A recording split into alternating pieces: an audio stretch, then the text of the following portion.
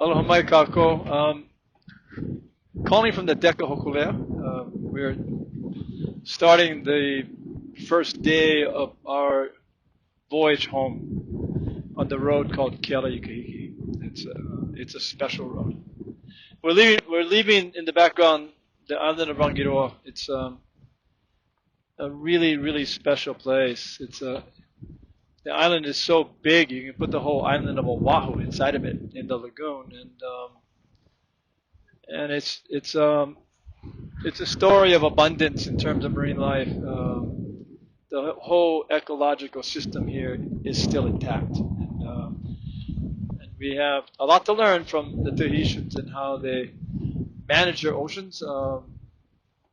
And so this whole trip down here has been one lesson every day, and for the whole time we've been here. But if you can see the coconut trees on the horizon, this is an atoll. There's no rock, there's no basalt rock like we would have lava on our islands, because it once was an island like ours, but it sunk. And then with the balance of nature, the subsidence of the islands were at a pace in which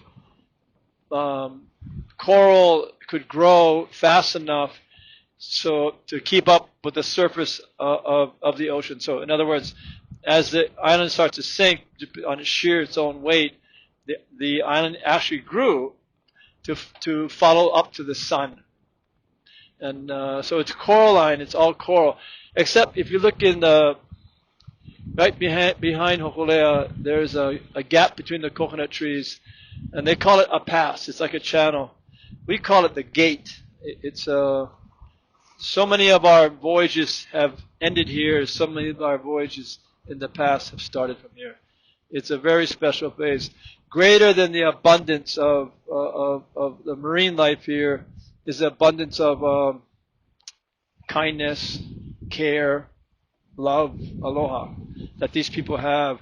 They are extraordinary, and I have always been so honored and privileged to be amongst people who don't measure their wealth by what they accumulate in their lives. They measure their wealth by how much they give away. And reminds me of my grandparents' time, and reminds me of my grandfather's dairy, where everybody was poor.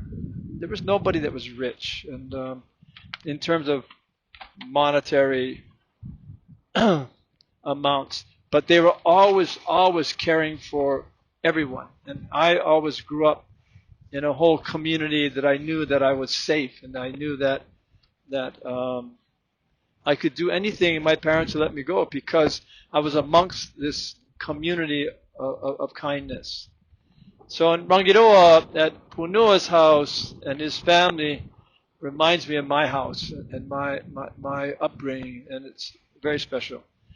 But as the sun starts to set, we take a last glimpse of the gate, where our relationship with Kaikinui and the Tahitian people is so strong. Sun will go down, we'll look back at the last light of dusk, see the gate, and then we turn our eyes to the bow, to the stars that will navigate us home. Thank you for following us. Mahalo.